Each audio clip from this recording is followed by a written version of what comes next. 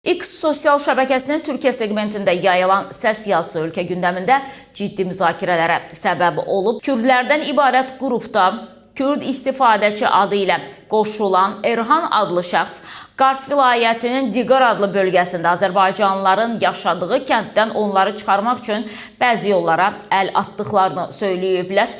Diqorda 40-a yaxın kənd var, onlardan birində azərbaycanlılar yaşayır.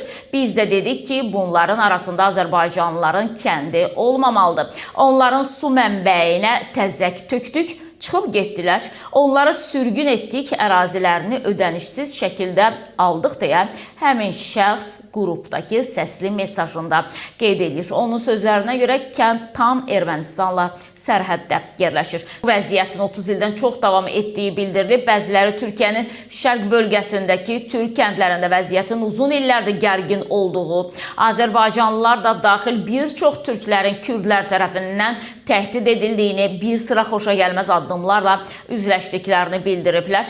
Yazanlar arasında həmin ərazidə yaşadığı və sırf bu məsələyə görə ailəsi ilə birlikdə digər bölgələrə köçdüklərini bəyan edənlər də olub.